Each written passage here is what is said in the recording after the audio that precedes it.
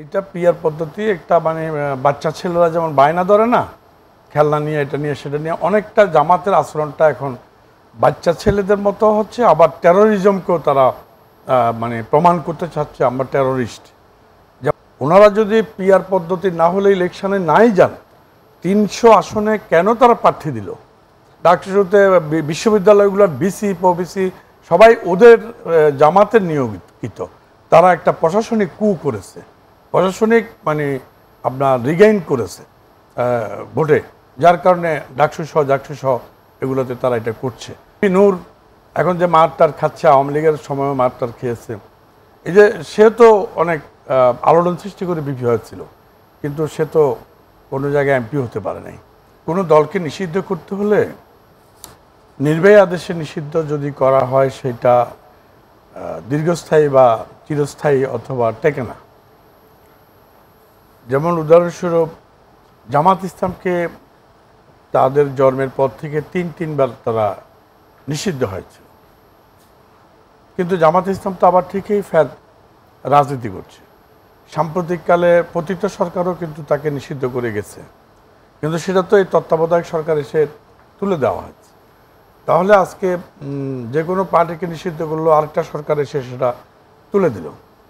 তো তুলে দিলে তাহলে তার ফাইনালি নিষিদ্ধ হলো না।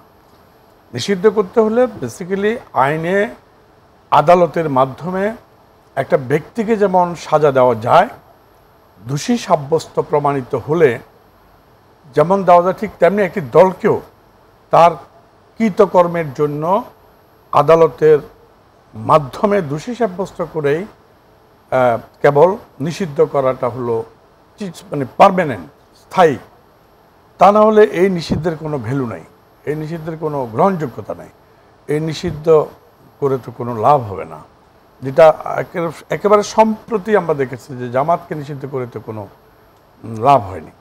তো সেজন্য আমাদের বক্তব্য হলো নিষিদ্ধ যারা হওয়ার মতো তারা হবে, হওয়া দরকার। যেমন আওয়ামী লীগের নিষিদ্ধ হওয়াটা আমরা চাইছি, আমরাও চাইছি, আমরা লিখিত আকারে চাইছি, কিন্তু সেই নিষিদ্ধটাকে পার্মানেন্ট।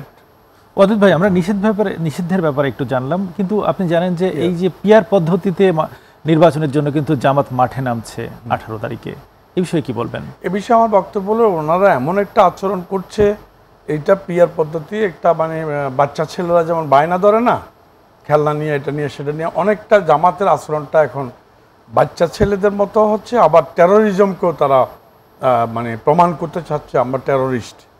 যেমন ওনাদের অতীতে হাত কাটার প্রমাণ ছিল, রক কাটার প্রমাণ ছিল, এগুলা ওনাদের পার্টি বাংলাদেশে হাত কাটা দল, রক কাটা দল হিসাবে চিহ্নিত হয়েছে। উভয় দিকে তো ওনারা খেলছেন, করছেন, বাচ্চা ছেলের মতো বায়না ধরছেন।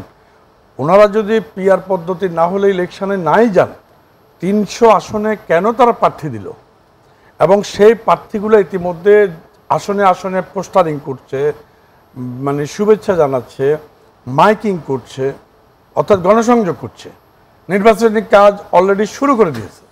এটার অর্থ হলো তারা এই কথাটা বলার দুইটা মিনিং আছে আমার কাছে। একটা মিনিং হলো তারা জাতিকে এবং বিএনপি সহ অন্যান্য দলগুলোকে বুঝাতে চাচ্ছে যে আমরা ইলেকশনে যাব না, এরকম একটা ভাব করে সবাই যেন একটু নিষ্ক্রিয় থাকে, একটু ইনএক্টিভ থাকে, স্লোলি যায়, হুট করে ওনারা নির্বাচনে চলে যাবে, এরকম একটা পলিসি তারা করতে চায়। যেমন ডাকসুতে তারা যা করেছে, কারণ ডাকসুর নির্বাচন জাতীয় নির্বাচন হওয়ার আগের কথা না, সেটা তারা প্ল্যান ওয়াইজ পরিকল্পিতভাবে 2-3টা মন্ত্রণালয়ের সহযোগিতায় ওনারা এই কাজটা করেছে। এবং ডাকসুতে বিশ্ববিদ্যালয়গুলোর বিসি ওবিসি সবাই ওদের জামাতের নিয়োজিত।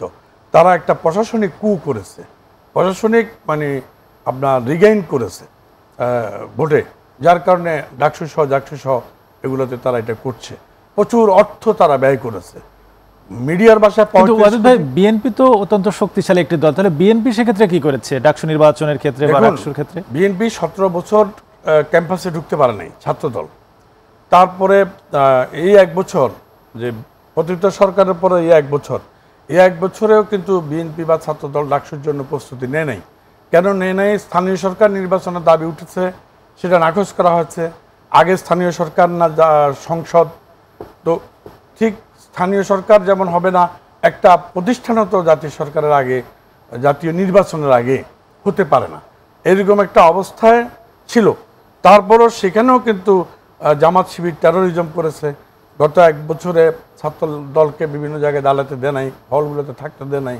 ছাত্রলীগ যা করেছে, ছাত্রলীগের ব্যানারে থেকে যারা 4 তারিখেও ছাত্রলীগের মানে পক্ষে আন্দোলন করেছে, সেই নিষিদ্ধ ছাত্রলীগের পক্ষে যারা করেছে তারা এখন হঠাৎ করে রাতারাতি আপনার এই যদি বাস্তবতা হয় তাহলে জাতীয় নির্বাচনের আগে কতটা প্রভাব পড়বে?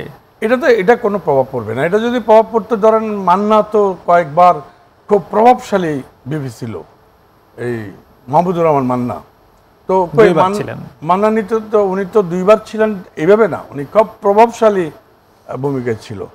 উনি তো আপনার এমপি হতে পারেন নাই, উনি দল গঠন করেছে, সেই দল সরকার গঠন করতে পারে নাই।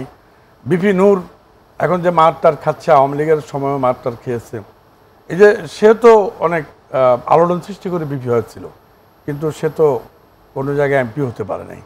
তো এটা কোনো প্রভাব পড়বে না এটা, এবং বরঞ্চ ভালো হয়েছে, সবাই অ্যালার্ট হয়ে গেল যে তারা এই যে মানে পতিত আওয়ামী লীগের লেবাসে সাইনবোর্ডে এবং আপনার কি জার্সি যারা ছিল তারা যে এরকম কারচুপি করতে পারে, এই ব্যাপারে এখন সবাই জাতি সতর্ক হয়ে গেল, ডান বাম সবাই অ্যালার্ট হলো। এতে আমি মনে করি তাদের এই অনিয়মটা জন্য ভালো হয়েছে।